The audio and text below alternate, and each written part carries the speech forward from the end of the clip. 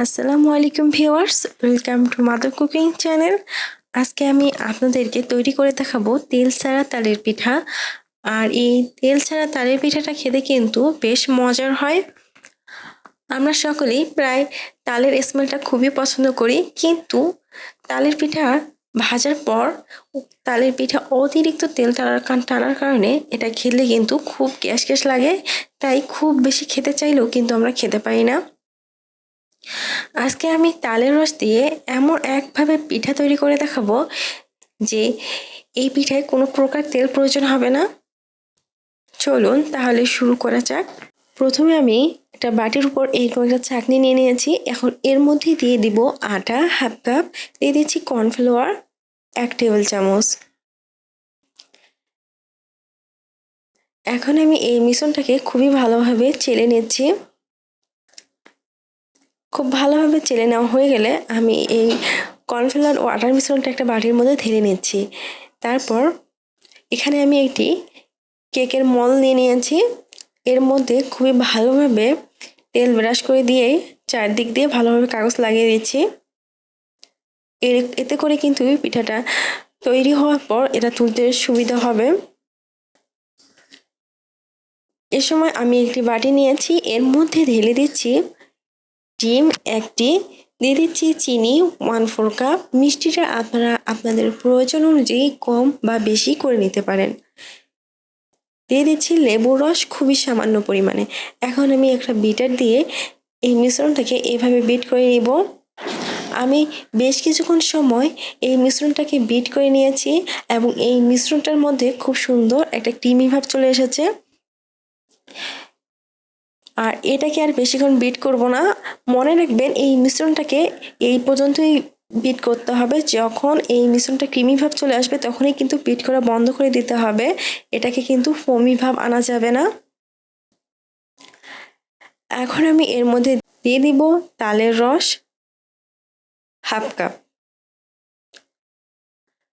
এখন এই তালের রস ও ডিমের মিশ্রণটাকে আমি আবারও খুব ভালোভাবে বিট করে নিব। বেশ কিছুক্ষণ সময় বিট করে নিয়েছি। এই সময় তালের রসটাও কিন্তু ডিমের মিশ্রণটার সাথে খুবই ভালোভাবে মিশে গেছে। দিয়ে দিব লবণ খুবই সামান্য পরিমাণে। এখন আমি এর মধ্যে দিয়ে দিব আটা ও কর্নফ্লাওয়ারের মিশ্রণটা। তারপর এগুলোকে খুবই ভালোভাবে মিক্স করে নেব। একটু সময় ও ধৈর্য নিয়ে এই মিশ্রণটাকে খুবই ভালোভাবে মিক্স করতে হবে। আমি প্রায় 4 থেকে 5 মিনিটের মতো সময় এই মিশ্রণটাকে খুব ভালোভাবে মিক্স করে নিয়েছি। এই সময় কিন্তু মিশ্রণটা একেবারেই রেডি হয়ে গেছে। এখন আমি এই ব্যাটারটাকে মোলের মধ্যে ঢেলে দিচ্ছি। তারপর এর উপরে দিয়ে দিচ্ছি সাদা তিল। আর উপরে এভাবে সাদা তিল দিলে এই পিঠাটা খেতে কিন্তু বেশ ভালো লাগে। এখন আমি চুলোর উপর একটি প্রেসার কুকার বসিয়ে দিয়েছি এবং এর মধ্যে 1/4 কাপ পানি দিয়ে দিয়েছি। এখন আমি প্রেসার কুকারের ভিতর এই মলটাকে বসিয়ে দিচ্ছি এবং প্রেসার কুকারের ঢাকনা লাগিয়ে দিচ্ছি এবং চুলার আঁচটা একেবারেই লো করে দিচ্ছি। আমি প্রায় 30 মিনিটের মতো সময় ধরে এই পিঠাটাকে বেক করে নিয়েছি। ফিরে এলাম প্রায় 30 মিনিট পর। এই সময় আপনারা দেখতে পাচ্ছেন পিঠাটা কিন্তু একেবারে তৈরি হয়ে গেছে। আমি একটা চাকু এর ভিতর এভাবে ঢুকিয়ে দেখাচ্ছি। এর মধ্যে কিন্তু আর আটার ব্যাটারটা লাগেনি। এখন আমি এই মলটাকে প্রেসার কুকার থেকে বাইর করে নিচ্ছি। দেখুন তৈরি হয়ে গেছে খুবই মজাদার তালের পিঠা। আর এই পিঠাতে তালের রস খুব বেশি ব্যবহার করার কারণে এই পিঠাটার থেকে কিন্তু খুবই সুন্দর স্মেল বের হচ্ছে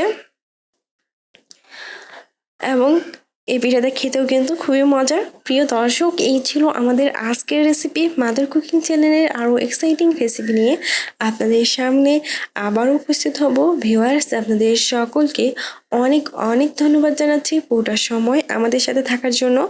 আমি উইশ করব আপনারা সবাই ভালো থাকবেন, সুস্থ থাকবেন এবং মাদার কুকিং চ্যানেলের সাথে থাকবেন। এই চ্যানেলে নতুন হয়ে থাকলে চ্যানেলটি সাবস্ক্রাইব করুন এবং ভালো লাগলে লাইক কমেন্ট ও শেয়ার করুন। ধন্যবাদ।